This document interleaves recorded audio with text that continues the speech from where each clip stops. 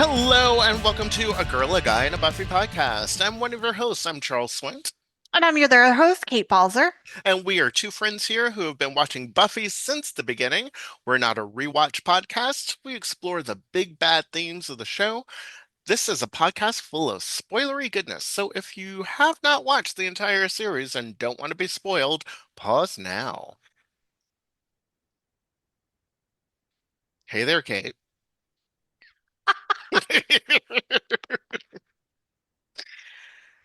Hi. How's it going? Did I throw you off with that? It was the long pause. I was like, what did I miss? I'm good. How are you doing? I'm doing fantastic. Um, Things are good. That's good. New year, new you. Yes, new year, new me. Um, the old me was horrible, so I had to get rid of him. I said, enough of you, old me. Go somewhere with your 2024 vibes. I'm done with you. I'm done with you. Um, I'm get I'm feeling alive in 2025. Excellent. I'm That's, five by five in 2025. oh, good. Which That's literally is 25. yes. Love it. That'll be our slogan for the year. 5 by 5 in Five by five by 2025. 2025. There we are. So, kicking off the second half of season three, because we are continuing with the relationship theme for the year. Yes. The first half of the season we were talking about romantic relationships and we explored all of those things. And this part of the season we're talking about uh the relationships of friends and family. Yes, very big part of the Buffyverse for sure. Yes, absolutely. Yeah. Absolutely a huge part of I mean, the whole core of everything is, the Scooby Gang is the core of everything, which is arguably the nucleus family of that of the show is Yeah, is the absolutely. Scooby Gang. So, um, Well, friends, chosen family, all of those things. yeah. I mean, you could even make an argument that relationships are even the largest part of the series over the supernatural. Yes. And I mean, and also too, the fact that the relationships the relationships to the supernatural and the idea that we all know that the sort of big theme that they started off with was high school as hell and the metaphors for all of that stuff. I think secondarily you could say that how do you get through this hellish thing is in the relationships that you form and the relationships um that develop out of these traumatic situations. Yeah, absolutely. I mean, as much as I love the supernatural, and I do think it's a really helpful tool in storytelling and putting some layers and some metaphor to the storytelling. For myself, and I'm probably have said this on a previous episode, what keeps me coming back are the relationships and those Oh, stories. And absolutely. that's why you can watch it over and over again. I think if it was a series that was very episodic and wasn't as serialized as it is. I mean, you might come back to it, but it'll be like rewatching Law and Order the way people do, or rewatching like Mhm. CSI the way people do. It's sort of like comfort food in a different way. Right. But this is, I think this is has a bigger draw in those relationships as far as kind of like a meatier reason to come back to the show versus just like straight up comfort food. Sure. Yeah. I mean, like if it were just Monster of the Week, then it's not the same show Right. as if, that we have very, these very dynamic and very, loving relationships Hmm. and very unique relationships that we haven't seen on television before starting to form and how people are engaging with family and with friends in a different way, I think is incredibly important. And I think you're right. I think that is why we keep coming back. Yeah, absolutely. Well, should we get to the question for I today's episode? sure, yeah. So, our question that we're asking is, what is family in Buffy the Vampire Slayer? It is an episode in season 5. Very true. Bing, done. All right, see you guys later. Hope you enjoyed the Thanks so episode. much. This was an amazing. Make sure to like and subscribe. It's not a small bite, it's a tiny bite. It's just like a little nibble. Yes. So I do want to kind of say to give a little background, because we tend to do this when we talk about sort of how we got to the question or some of our prep discussion that we have in leading up to doing the episodes, that this kind of evolved out of looking at parental figures in Buffy the Vampire Slayer and how most of them are okay to terrible with a lot of neglect in there. And so that kind of really evolved into actually like looking at what is family in Buffy the Vampire Slayer. So we kind of are starting from that perspective, you know, how parental figures are shown in the series really help shape what is family in Buffy the Vampire Slayer. Yeah, I mean, obviously, I mean, I think when you look at Buffy and you look at, you're looking at the show and what it is a teen show. It is a show Right. about teenagers fighting demons and fighting vampires and all of these things. And so the idea was that it wasn't about this wasn't a family show. It Right. wasn't like a show about like family, like 90210 or something like that, where it was like this family has moved to Beverly Hills, this family being the fish out of water or whatever. Or, this was about these teens being a fish out of water sort of situation and the supernatural element. So the writers didn't put a lot of emphasis on the quote unquote nuclear family. Like that's not the story that we're telling. And so we do get a lot of absentee family members, absentee parents, and and to some extent very neglectful and abusive parents. Yeah, absolutely. And compared to other shows, like you were saying, other teen shows, um, you know, a lot of those shows have awful parents on them as well, like equal to some of the awful parents that are written on Buffy. But what the difference is, as you just said, you have such a lack of parents in the picture. Whereas even if parents aren't fully involved in a teen show, you're going to see them a lot more on those shows compared to Buffy. That's really, to me, one of the places Buffy separates itself from other teen shows. And there's also, I mean, when you and thinking about the shows of the time, and or maybe I'm jumping ahead a little bit here. So stop me if I am. But there's, the shows like that were the contemporaries on the same network that were Hmm. like geared towards the same sort of demographic. I'm thinking about like Everwood or Right.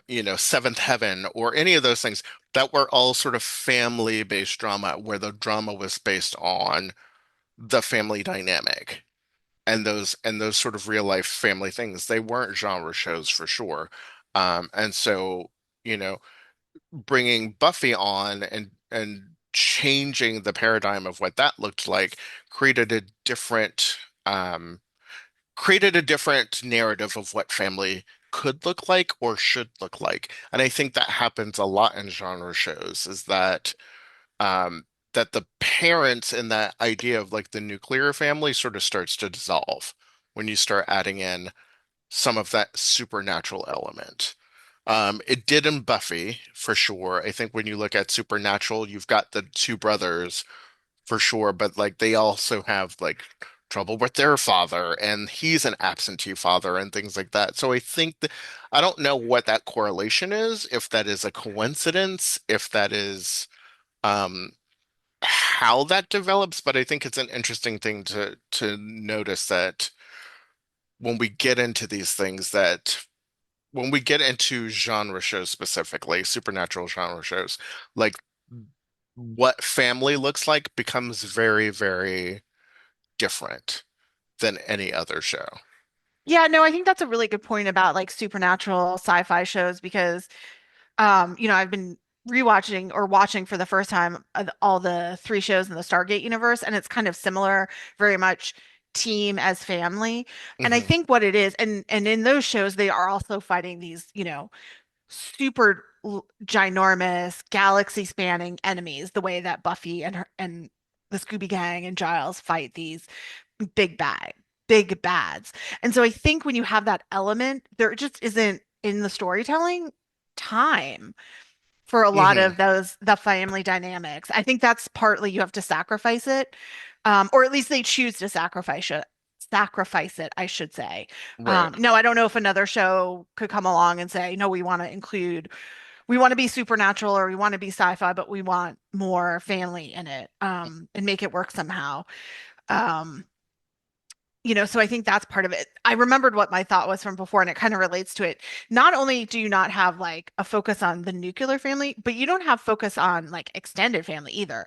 Sure. On those other family and teen shows, at least an uncle or an aunt or a grandparent. I'm Yeah. thinking of like the OC, they had extended family members there, and Gilmore Girls, but in Buffy, Uncle Roy, I think that is literally the only family member Right. you see other than some of those other family members at the wedding, but like he gets mentioned by Xander multiple times before you meet him at the wedding. Right. But that's about it. Like nobody talks about grandparents, nobody talks about aunt and uncles. You're like, Yeah. are we assuming every parent is this thing on That's the an only single. child? Well, and we do know that Joyce has a sister. We do know that Joyce has a Oh, that's sister right, because Aunt Aunt Darlene. Darlene, because that's where she goes for Thanksgiving during pain. That's right. I But did forget yeah, about that. there's no talk about like the extended pa family, the grandparents or anything Right. like that And it's like, throughout the season. It's like these families exist in a vacuum, right, exactly. and so that is clearly not a part of what they're trying to I mean, that's not the story that they're trying to tell, Right. clearly. But I think it's interesting that in ignoring traditional families, other families then show up. Hmm. Yeah, absolutely. I mean, I think that's very much at the heart of Buffy. As you were saying, what you you need that in your life. So I think what that shows is people who don't have those kind of families or don't fit in their existing families, you eventually figured out with the other people in your life. So, found family very Right. much becomes sort of a natural outcome of those situations. Yes. Absolutely. Yeah, and in the case of Buffy, I mean, you're showing as like for the most part, people either rejecting or being rejected by their family, their like blood related family, and going to found family. But I think in real life, often people have both. I think Sure. very Yeah. rarely is it like one extreme that or the other. I mean, there's certainly people in situations have very toxic families, and have want nothing to do with them and only have found family, maybe until they themselves, get married, have kids. Um, but I think most of us exist between those two worlds. So it's interesting that again, Buffy sort of ended up that way, especially the fact that with Buffy being a Slayer and the metaphor of her coming out as a Slayer has been compared to coming out as um, gay or lesbian or bisexual Hmm. LGBTQ. And oftentimes there are people of those communities who have to leave their biological families and only exist with found families because they've been rejected. So it's really interesting that there's that comparison on two levels. I don't know Hmm. that it was necessarily conscious, Right. but you can certainly make that comparison. Yeah, I think we talked about this offline a little bit, Yeah, and I think that there is sort of like it's a byproduct of everything that they're doing. It may not have been a part of like the mission statement that they went out to do, but I also it's really interesting that because when you look up like sort of the core definition of like what is family, when you right. start looking at that. it talks about being related by blood and all of this other stuff and like blood relations or adoption or and living in the household and things like that, where it does this very sort of heteronormative idea of what family is. But when you look at what a Slayer is and you look at Buffy, like that is a bloodline Mm, that excuse me, that gets passed down. So you know, intrinsically, like by that, like very pure definition of like family with a hmm. capital F, Slayers are part of a family. They just never get to meet. They're a part of the same bloodline, but they never actually meet each other because they die before, like, that is their heritage. That is their family lineage. You know, what's her name? Denise? Is that her name? The one before Buffy from the book? Is it? Oh, Oh, no, it's no, not Denise. I can't remember, but I know who you're talking about. Yeah, yeah, Uh, yeah. No, it's a really good point. I mean, because they do refer to themselves as sisters. yeah, like so yeah, so that is her family. That is her Right. inherited family Yeah. that she is a part of. But she never gets to meet except when she meets um, you know, Kinder than Faith. Yeah. yeah, Kendra and Faith and then and then all the potentials. Right. Um, and the Which, first Slayer.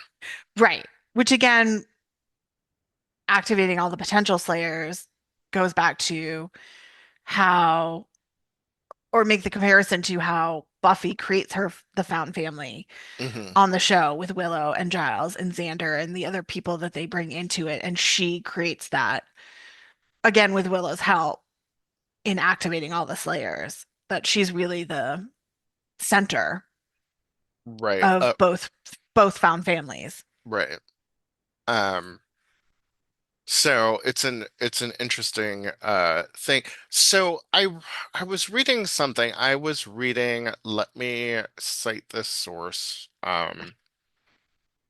It's from Slayage from the Journal of the Whedon Studies Association, and it is in an article by I believe Kristen Stevens, and it's the article is called "Meet the Cullens: Family Romances and Female Agency in Buffy the Vampire Slayer and Twilight." So, and I'm going to paraphrase the bejesus out of this but I think it's a really interesting. Um, I think there's a very interesting point in this is that it's saying that sort of a byproduct of all of this is that the family structure is so patriarchal Mhm. by nature, like father, mother. And what Buffy does is that it takes the family structure and it makes the patriarchal structure of it the enemy in it. And so Mm, it doesn't, so having that, so holding on to like a traditional family structure is actually really dangerous. Because when we look at things like Ted, when we look at things like um, family, when we mm. look at episodes, when we look at anything dealing with the council, who would be by extension, I guess, be like the grandparents of Buffy, if you consider Giles to be, if we're like making a family structure, like as Buffy is the child, Giles is the Yeah, father, right. and the council is like the grandparents or whatever, and aunts and uncles, then like that structure is actually the thing that is actually the most dangerous Hmm. to Buffy. And when we look at family and we start talking about family, the first mention of family actually comes from Darla when she talks about I have family in town and welcome to the Hellmouth, referring Right. to the master and all of that stuff, and the master being the head of his family and being the ultimate danger in her life. Hmm. So I think it's an interesting thing that a traditional family in this universe actually is harmful and and like the dysfunction of the family is the thing that is basically the thing that saves them. Like the fact that they find each other and create their own family is the thing that saves them because their own natural family units, Joyce, Xander's parents, Willow's mom are actually the things that put them in danger. Especially when Oh, you look at like gingerbread oh yeah, exactly. Or band candy or band even. candy. Yeah. Yeah, exactly. Well, and I also think that leads to the consequences of season six. The Mm, fact that they've been neglected in so many ways, even though, obviously out of all the parents, Joyce is the best, but she obviously has her own flaws, and all parents are going to have flaws. But I think for Joyce, it was more like they didn't know how to incorporate her enough, or maybe they wanted to do that on purpose. So I think at heart, she's a good parent, but like so many others, she's absent a lot, partly because of the job they give her requires her to travel and she's a single mom. And then, they just basically don't deal with Hank at all. They don't try to really make him a part of Buffy's life, or they tried early on, maybe they felt it didn't work. Um, and so because of that, you have I think this consequence of when everything is going to hell in season six. So you not only have like dealing with mental illness, dealing with a bad addiction metaphor, as right. we talked about with Jenna, um, and all of those elements. They also, in a lot of ways, although Xander probably not so much because he was forced to grow up when he left high school and his parents were like charging him for rent immediately. They don't have a lot of the life skills yet, and they don't have anyone there to keep supporting them and teach them and help them learn from their mistakes because none of Mhm. them have these parents in their lives, either through neglect or, in Buffy's case, now death. Right. So to me, that's part of why season six is so terrible. It's not if they were going through the things they were going through, like Willow's situation with her abuse of magic and with Buffy dealing with her depression and trying to find herself again after being resurrected. If they had adults in their lives who they could rely on, and multiple, not just down to one who then also abandons them, cough, Giles, cough. Right. Um, that would be a future episode. But I don't know that it wouldn't have season six wouldn't probably not have been as hellish, Well, yeah, for on sure. every level. Well, and I think that just goes back to the fact that like these absent parents, like it's actually their family that is the thing that is causing them some of the greatest harm in their life, not the monsters that they fight every week, but Right, right, right. their actual families. Like they're not getting those life skills, even though Giles says later on, he's like, well, your mother taught you everything about, being a woman, and I taught you everything about being a slayer. But Joyce didn't do that. Like Joyce, No, she really didn't do. I mean, you can argue that there was some off-screen stuff that happened or whatever. right.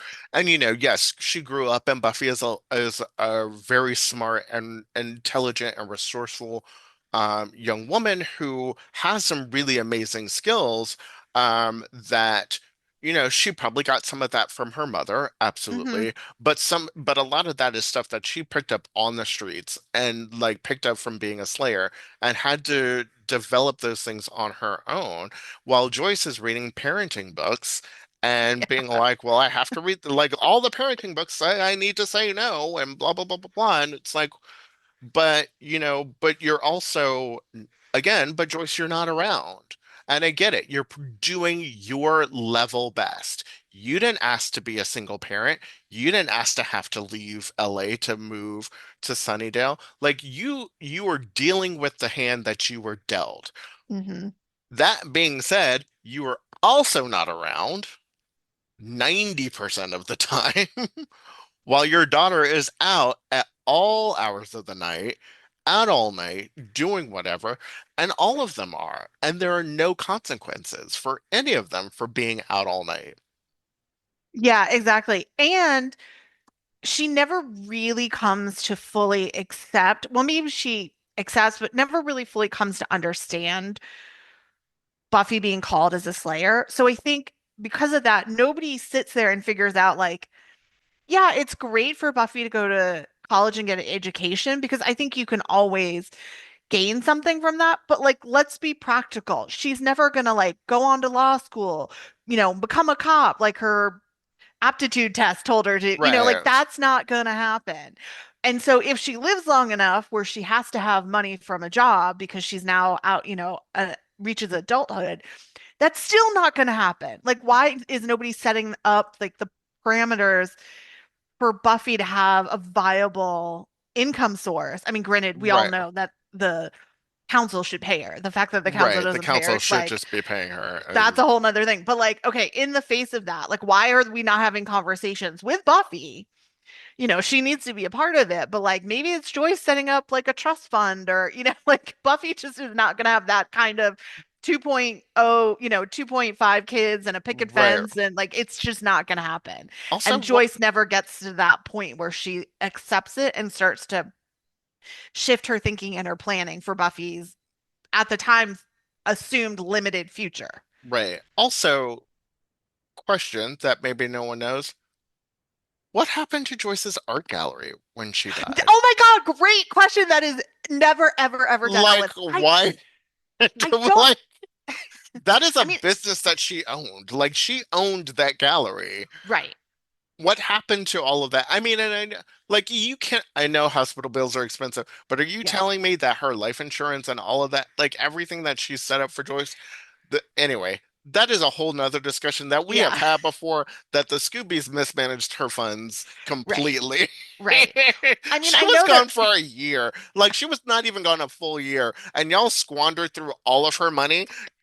Mm-mm. yeah, Nope, in that don't buy episode it. in season 6 where they discuss Buffy's finances after she's resurrected, I can't remember if they talk about the gallery, but if they do, it's like for like a fraction I don't think they of the do, conversation. though. Because you're right, Yeah, because either she has this entire gallery full of art that she's bought to sold or it's on consignment, so it either needs to be sold or go back to the original artist. So like then I'm sure she had an assistant and you're paying for space. Like there's so many there's so practical many questions. things that I have about that. I I don't know.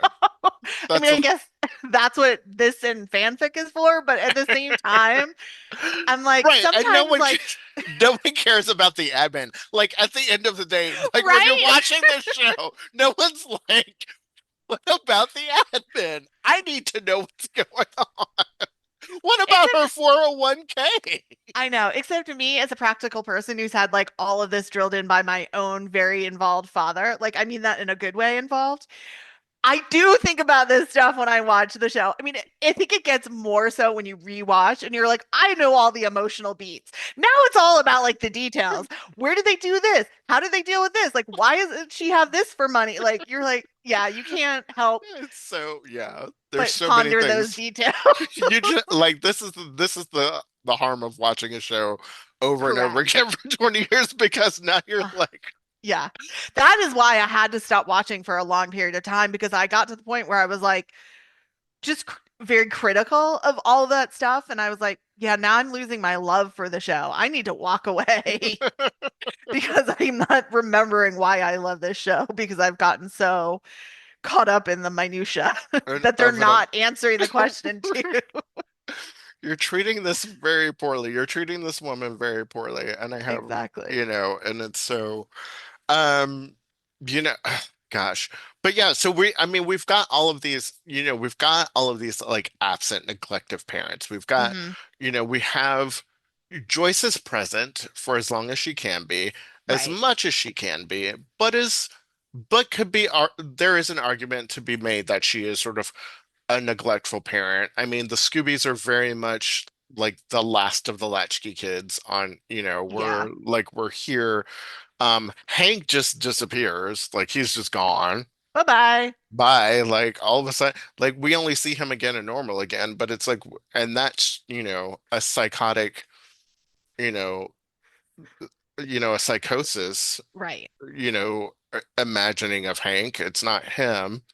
Um, you know, we know nothing about Willow's dad, really. We just know that he is We know very she, into being Jewish and couldn't imagine, and Willow's scared to have a cross in her room because she's like the daughter of Ira Rosenberg, right. you know. We which know is she interesting. has a dad. Yeah, exactly, That's exactly. about it. Exactly. And the interesting thing is the fact that like she does her Judaism, comes up every once in a while. Not that we see her practice, and maybe it doesn't mean anything to her, but it's interesting that she keeps talking about her father because, um, you know, Judaism is matrilineal. So I was always Yeah. curious to know if her mother was also Jewish or not, Mm, which may explain why Willow may not actually be a practicing Jew. It may just be her right. father. I think it might be her. I always got the intention that it was her father who was, Same. and that her mother was not, because, there was nothing about um Charlotte. Is that her mother's name? No, Sheila. Sheila. That although, yeah, but I just didn't get the sense that Sheila cared much about, you know, I agree. It's never stated, but that was sort of my assumption as well, that Sheila was not Jewish and Ira is. Only right. Ira is. So yeah, it's interesting. Sorry, I want to circle back to something you said earlier when you were quoting from that Slayage article. What's interesting, I didn't think about this until you were summarizing the points from the article, but at the time Buffy is happening, and we already made some comparisons to coming out as LGBTQI. You also have, you know, that gay and lesbian, particularly at the time, we didn't, weren't using LGBTQI yet as much. It was really focused on gay and lesbian um, people that obviously they were growing as an out community. I mean that in like, sort of both senses because of the AIDS epidemic. And so there was the fight, and that really brought a lot of it out. And then you saw it coming into pop culture. So what's interesting about that is at the time that Buffy is breaking these um, norms of family, that is happening in real life with um, the homosexual community. Oh yeah, So absolutely. that like Yeah. comparison again, where there's a lot, and again, I don't necessarily think we were doing that on purpose. I think it's more a product of multiple things that are kind of similar happen at the same time because that's where culture and society is.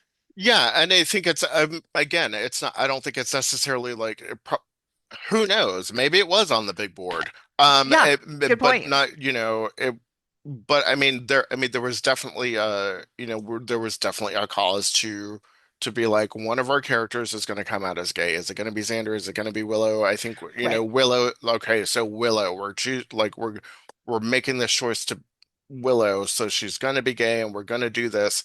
And, and you're right. I think, like, as we started to see the rise of, queer people on television and queer people in media and all of that stuff, and that reflection in there, then yeah, I think it is, again, it's not like a part of the capital M mission, but it was probably like a subplot of what was going on, was Sure. like, yeah, let's start reflecting some of what community is looking like, and what we see, to reflect that into the world. And so, Tara and Willow raising Dawn, and Right. we've got these two lesbians raising a child, and like late 90s, that would have been 2001, 2001. yeah, Yeah. somewhere in there. So, like, again, still kind of early on Oh, in very much. in that I mean, conversation.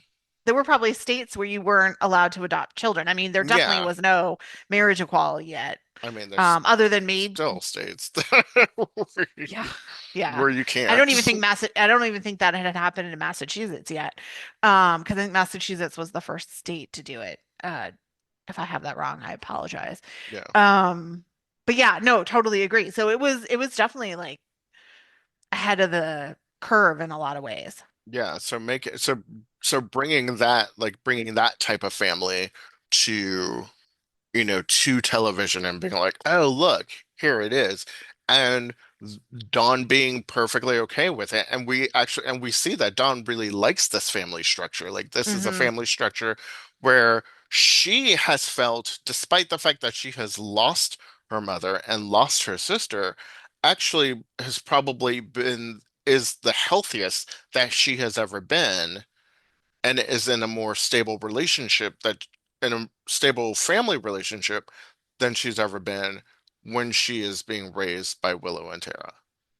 Right, which demonstrates that really what kids need is just stable, loving people in their Hmm. lives. Yeah, They give them guidance and structure, but also show them love.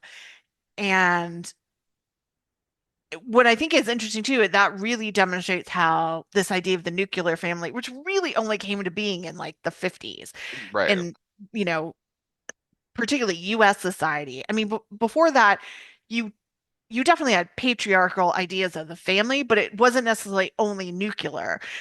Aunts, uncles, grandparents, uh, you know, all of that was a part of raising the family and or raising children being a part of the family. And that's certainly true of non-Western cultures. I mean, that's been shifting a bit, but that has stayed, that extended sense of extended family, I think has stayed much longer from my understanding. Again, not an expert, just having known people who were raised in other cultures and other types of family, um, has existed for much longer, has continued for much longer than it has in Western society. right. Um, so yeah, and the Scoobies are not the only ones who lacked parents when we're Right. talking about family and the Buffyverse. I mean, you look at Angel, Everybody did. everybody did. Like everyone had it. Like Angel had daddy issues. I mean, Wes, Wes and his dad, right. um, Amy, Amy and her mom, as Faith and her mom, right. As great as Oz is, we've never heard anything about his parents. except Oh, oh, that he's got extended family that we know about I was just because gonna say of that's his the only cousin. other one. I forgot about that. Right, because his cousin turns him into a werewolf and he has to talk to his aunt. But other than that, yeah, yeah, Right, yeah. but again, trauma. Like Yes. like the fact that in every instance, their actual family, their blood related family, was a source of danger to Hmm. all of them Yeah. in some way, shape, or form. And clearly stated with Tara and her family. I mean, that's such a huge example of that, where, they use this idea of a demon, that Hmm. she's a demon to control the women in their family, um, and to hold them back and to hold them down, and how your family, and sometimes that your family is not your safe space. Right. And that is clearly an ongoing theme Yeah. throughout the entire series, is that Right. chosen family Absolutely. can be a I mean, better it also solution. it also seeps into the non-traditional family that they form. Right. In some ways, the show kind of hates family. Just in general. But I mean, if you think about it, obviously there's normal back and forth between family members, whether that's biological or found family. So nobody's looking for somebody to be like perfect and everyone get along all the time. And that's not Right. realistic. That does not happen. I mean, you might be better communicators and get along better in certain families than you do in others. But like for example, I think the greatest example of where that really shows is Empty Places. Mm. When they gang up on Buffy and then not only gang up on her, kick her out into the streets where there are like Uber vans and Preacher Man Caleb and out you're there yeah, running around. Caleb out there. Exactly. I couldn't think of his name. Thank you. And you're like, do we really like really? I know Buffy's like tough, but it's been proven that she can also get her ass kicked. So do you really want to send her out there? Yeah, You yeah, know? that whole thing, like if this is your that's like kicking your mom out of your house, right? Like I mean, Yeah. And poor it's Buffy had it done to her twice because Joyce did it to her. right, right. And Uh, so, what does that do to you when you start to look at what family is, whether mhm. it's chosen family or whether it's blood family? Um, and they've turned on you multiple times because they don't understand. Yeah. And I Yeah. think that's what it is. Like Joyce kicks her out because she doesn't understand really like the gravity of what's going on and hasn't had a chance to process really what's going on. Where in Empty Places, like everyone knows what's going on. They just don't like it and they're all really afraid of what's going on. And they Right. and they're and that fear gets blamed on Buffy. Like it gets misplaced and put, they're like, well, you're in charge, so like, we're scared and everything is wrong, so it must be your fault.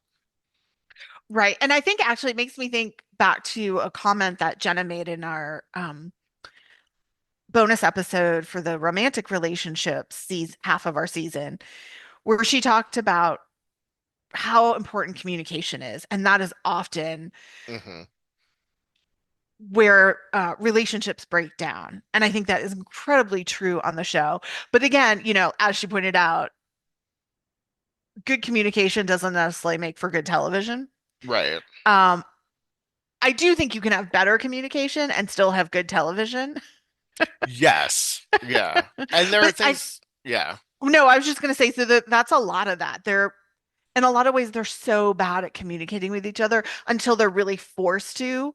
And Hmm. usually they're forced to like there's emotional conflict between them, but then the outside conflict becomes bigger. So they're like, okay, we have to get back together and work together anyway. And so maybe we do a little communicating, but like we've never actually fully solved the issue.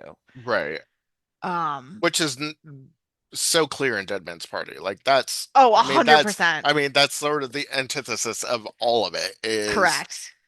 we're really pissed at each other and we're fighting Yep. like, and in the middle of this fight that we're trying to get to the root of stuff, that we're not listening to each other or understanding each other's point of view, but we know how to do this thing together. Right. This is the thing that we do best is fight the forces of evil together.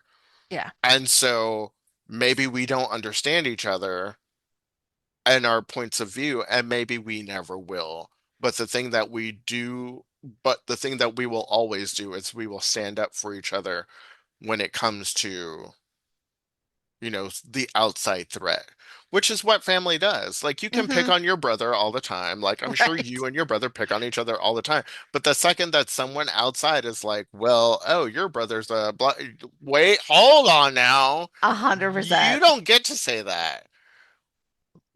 We get to do that. You don't get to do that.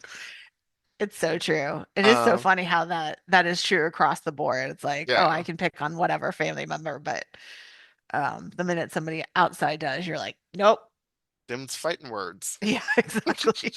Hands me my steak. Exactly. Oh my So I know goodness. we've discussed sort of a lot of like downsides, negative aspects of family in Buffy the Vampire Slayer.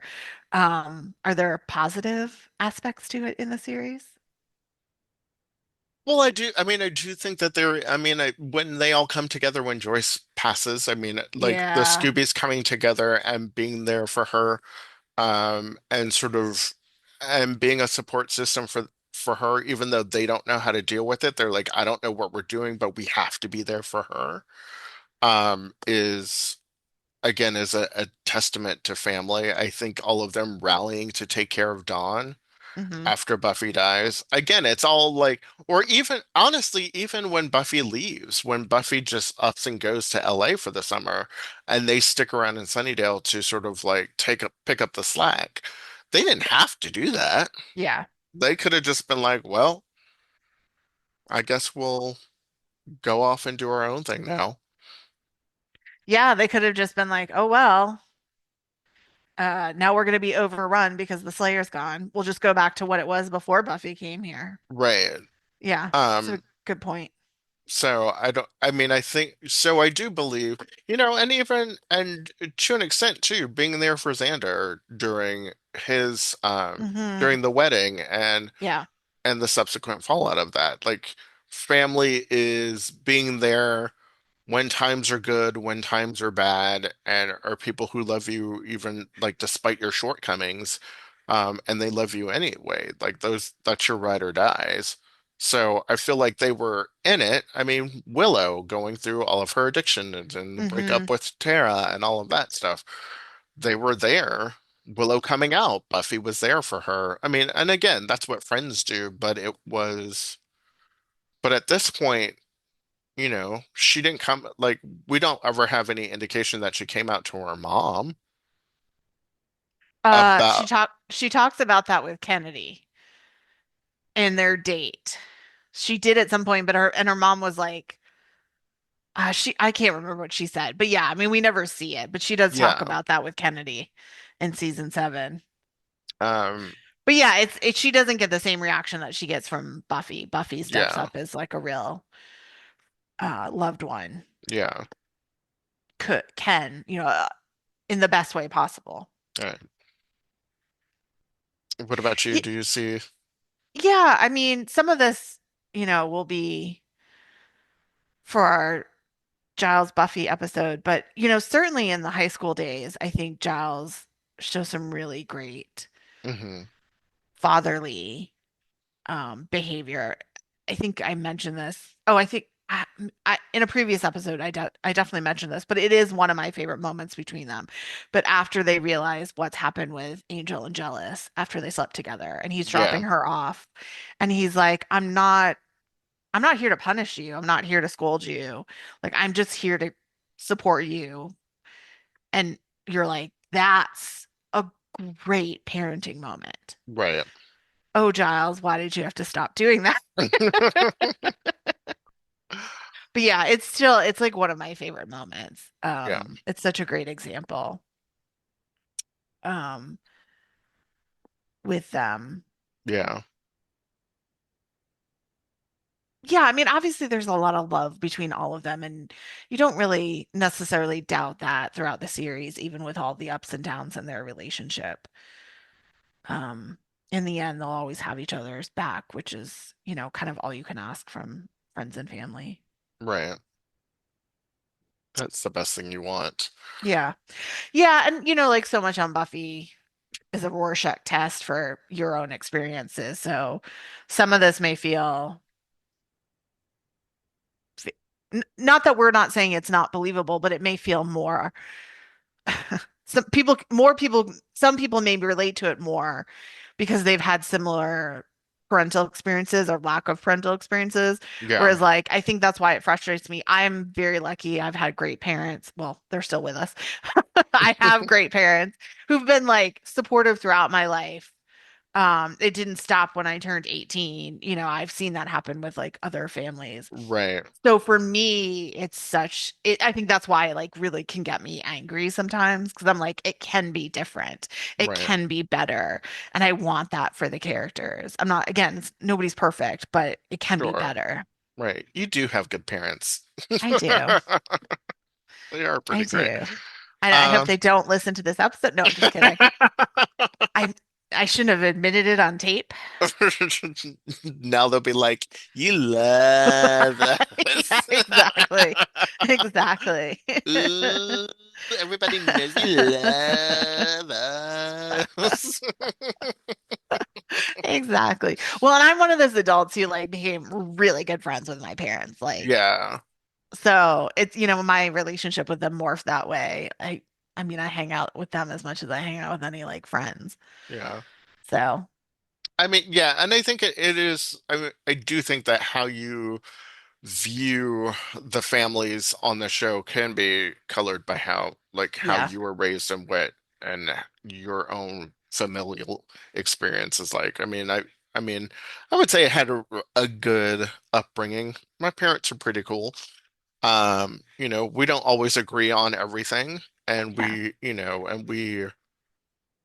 but there's definitely a strong respect for them. My God, I love them, and that's the thing is that they have sacrificed a lot Hmm. um to really kind of like give me the life that I had. And sometimes I Hmm. was like, I don't want that. Sometimes I was the, petulant child that was like, As this long is as my as long as you were an actual child life.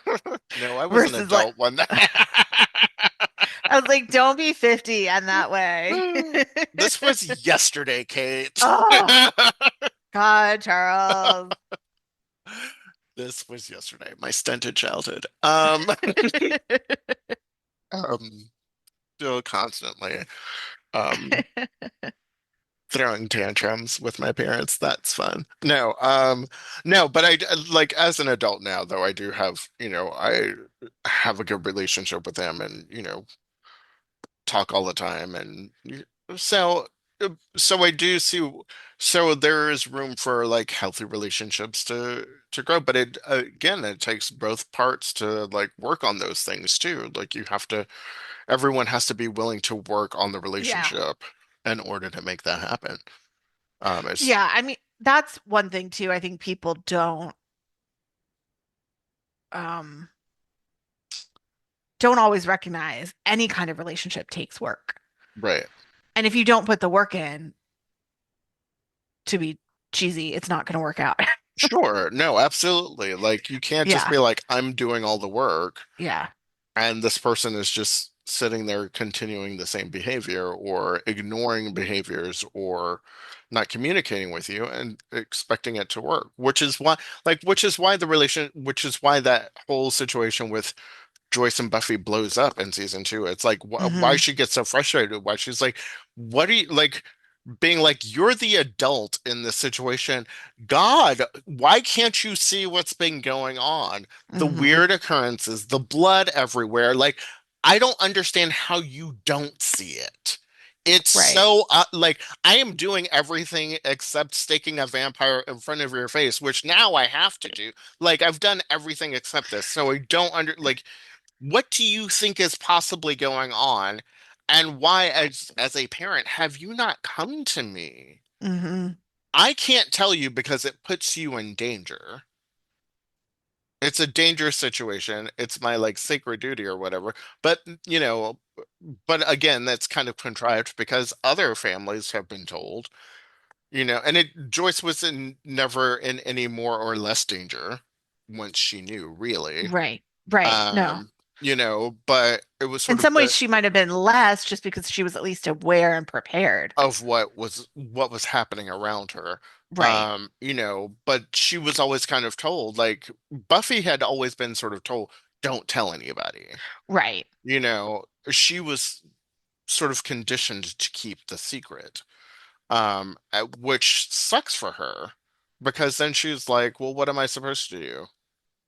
This is the most important person in my life, who is my mother, and now I can't tell her, and I'm not supposed to talk to her about this big thing. So yeah, that fight completely makes sense. It's like, ugh, I need an adult. Hmm. And, you know, Well, and then Joyce and Giles go the opposite way in season three at the beginning of Band Candy. And Buffy is, they're still like basically in some ways, I think, passively aggressively punishing Buffy for having run away that summer. right, And then they overschedule her and they're trying to tamp down on her. And she's like, guys, I still need to live my own life. Like, I get right. it. I don't need this much active parenting. Correct. And it is. I mean, it's hard. It's a fine line. And, Yeah. there's no one way to be a parent or a parental figure. You really have to be, it seems to me, adaptive because every child is going to be different. I Hmm. think where people get in trouble is when you have, and this is true across relationships, not just parent-child, when you have a preset idea or mindset of what the relationship should be or how the person should behave and you don't, and then the person's not that, and you can't deal with it, that's where I think, obviously greater conflict and tension comes up, Hmm. and you have a harder time managing that relationship. Well, and you see a lot of parents talking about how how much their children sort of reflect their own Hmm. bad behaviors back at them, and Yeah. that's frustrating to have to face that. And it's like, what are you doing? And it's like, oh, but then they think about it and they're like, well, that's exactly how I would respond to this situation, or this is exactly what I did as a kid. And so when you're confronted with sort of your own flaws or the parts of yourself that you're like, I really wish I could work on. Like that's the moment right there is the opportunity to work on yourself. Hmm. And so probably a lot of stuff that Buffy went through, Joyce was probably like we can tell in Band Candy that Joyce is Right. like was a Hmm. very rebellious, teenager. And so instead of instead of Joyce reading the books of what she should do, she should have just talked to Buffy more about what was going on. Because when they have the moment when she talks about when she tells Joyce about sleeping with Angel, and that moment kind of happens, and she's like, "Oh, we just had the talk." It wasn't like this big, huge, Yeah. sit down thing, but it was a naturally occurring moment that sort of was a lovely, nice moment to be like, okay, here's the line of communication. This is what communication looks like. Actual communication looks like, Right. in those situations. And so, um, you know, sometimes you got to put the books down and just talk to your kids. Right. Says the man with no kids. Yes. It's very true. So any final thoughts on this? Family's messy, man. It is messy. Family is messy. Save that. Um, um, family is the one you slay with. Yeah, absolutely. Any final thoughts on your end? No, that was it. Family is the one you slay with. All That right. was my final thought.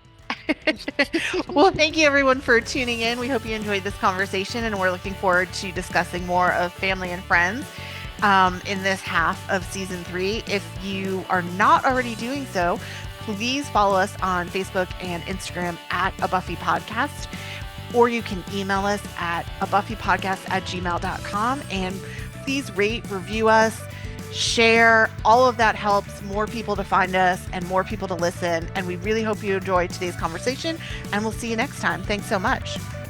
Bye. Bye.